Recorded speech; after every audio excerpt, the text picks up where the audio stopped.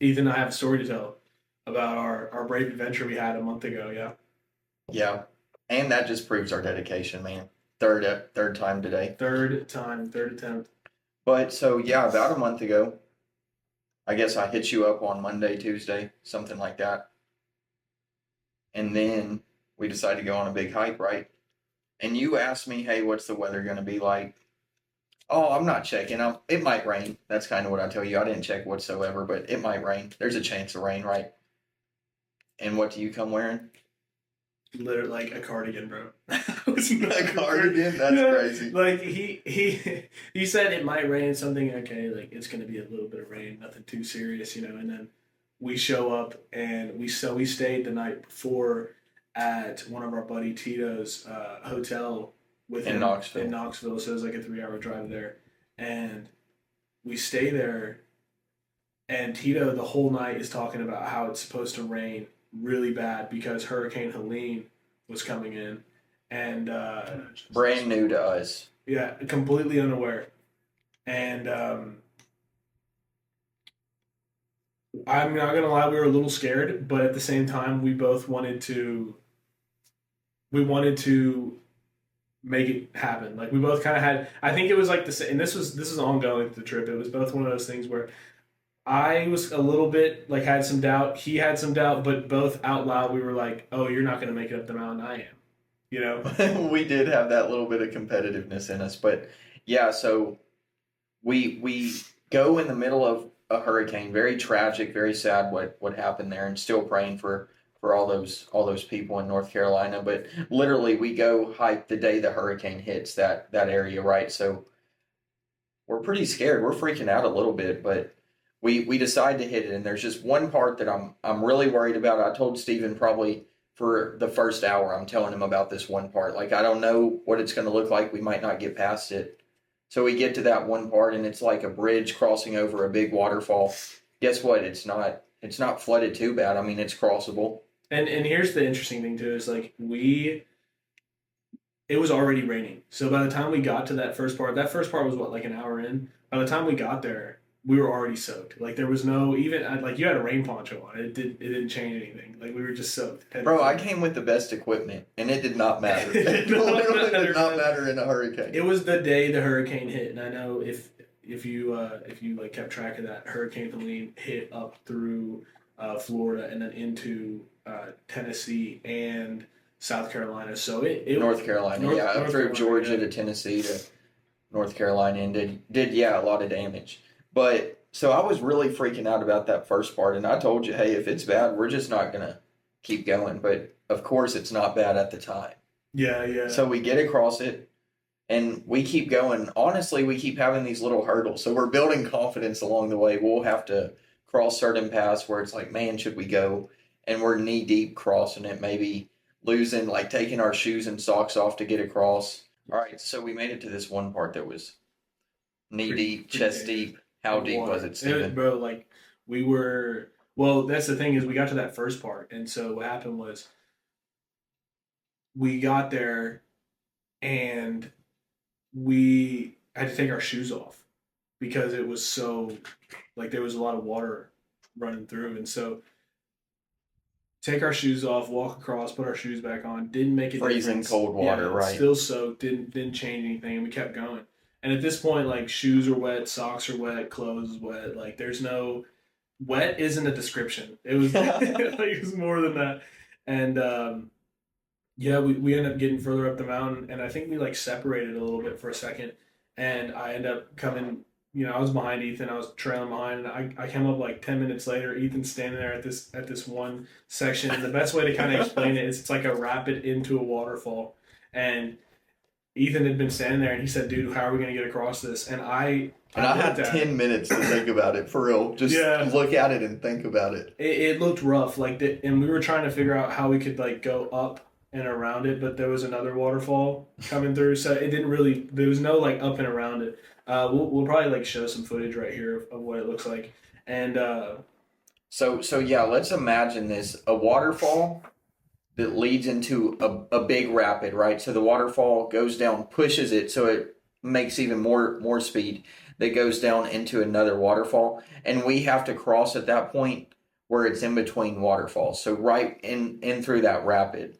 And then how fast would you say it was going, Steven? I have no clue, but I will say that when I did put my foot inside of it, it like pulled it immediately. Like Like a whip almost. yeah, there was no. I couldn't. I genuinely didn't believe it was possible to like humanly possible to walk across it at all. Like there was nothing inside of me that thought it was possible. So, anyways, we look at it for 10 minutes, just trying to convince ourselves to go. You get in at one point and you're like, hey, it whipped my foot. There's no way I'm getting through this. We're gonna have to turn back, and we're both kind of like thinking that in our heads, right? And then right when we're literally about to turn around, literally some reason in my head, I think maybe Steven has a rope.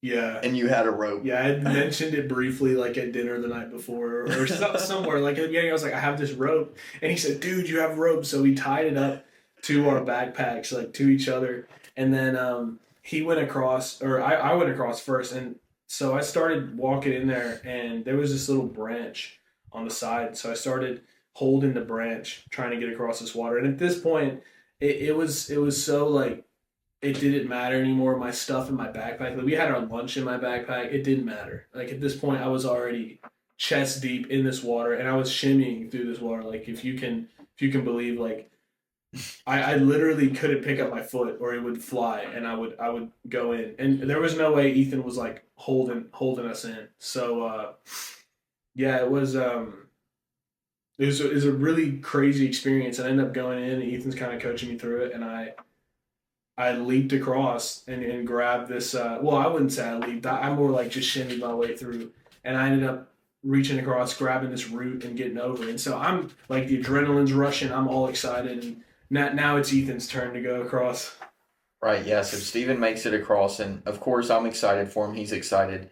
But this little voice in my head is like, oh crap, guess who gets to do it next, right? Guess who gets to go next? So I take the same approach as Steven. I kind of get in barely. I'm hanging on to this branch that kind of can guide you to the middle of it.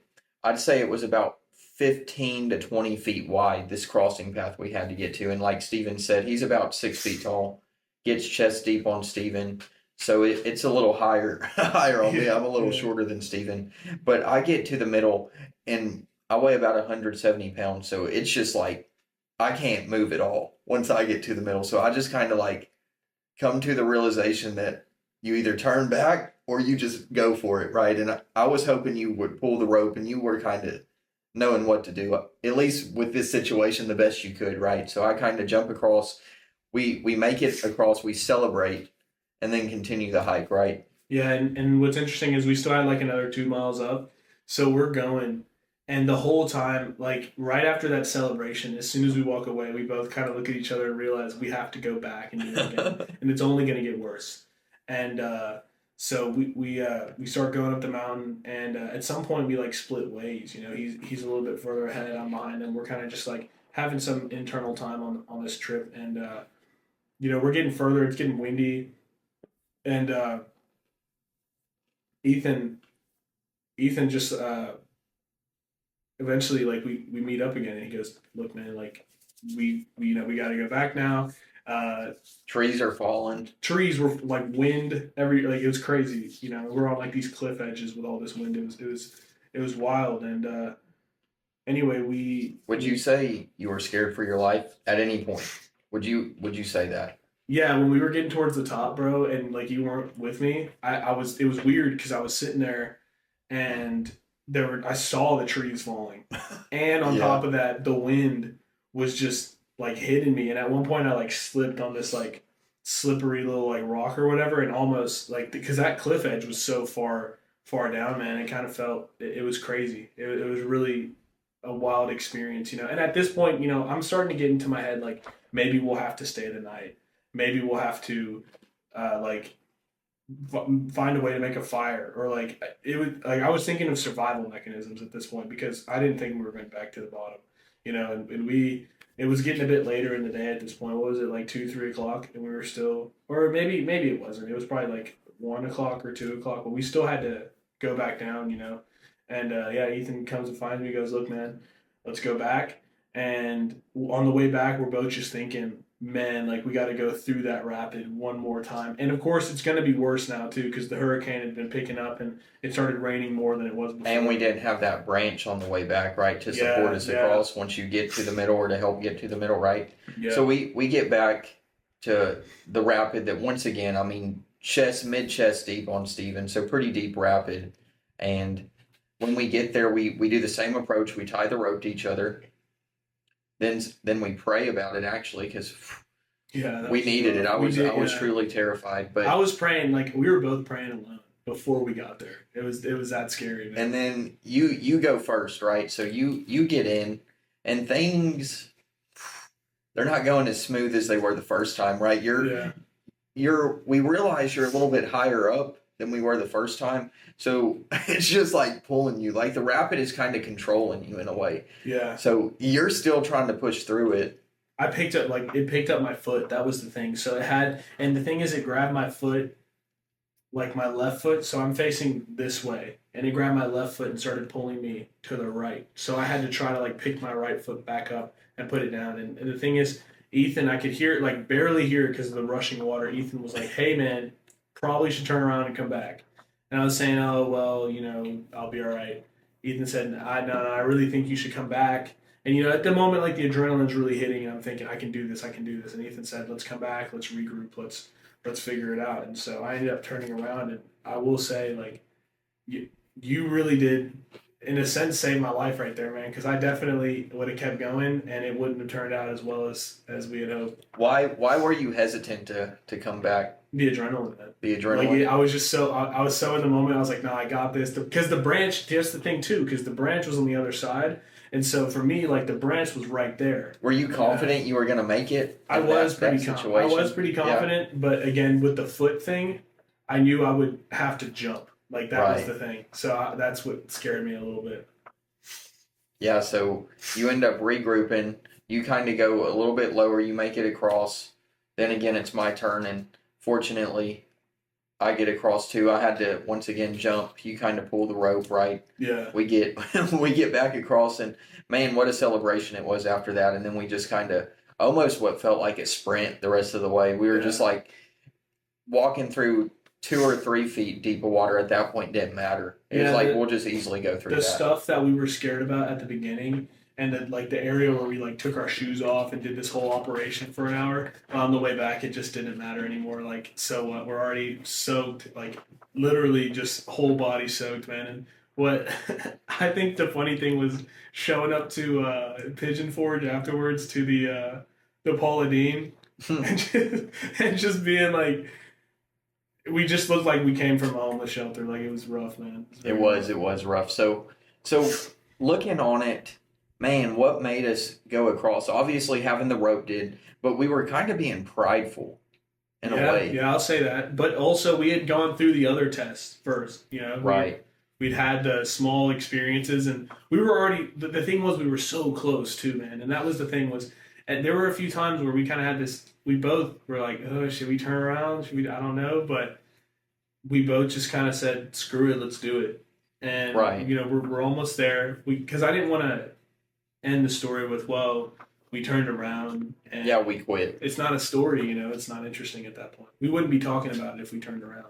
Yeah, we would have just quit, right? Yeah. So I guess there is kind of a story that relates to this, right? It's like I think of David and Goliath, not that our battle was quite like that, because we didn't conquer Goliath, of course. Yeah. But he starts off with fighting like lions and bears and killing them with the slingshot. Right? So we go through these little rapids and we're slowly building strength and confidence and understanding on how to get through it. And then bam, we get to this big rapid, and now guess what? We're more equipped to handle it. Because if that was the first thing we came across, like when I talked about that bridge that I was so worried about right off the rip, if that's what we walked up to very beginning, no shot we do it. Yeah, for sure. Like we had to get those micro moments in, and it was wild too, because I know at some point like the paths were just flowing with water. Like you weren't stepping without stepping in at least like an inch of water.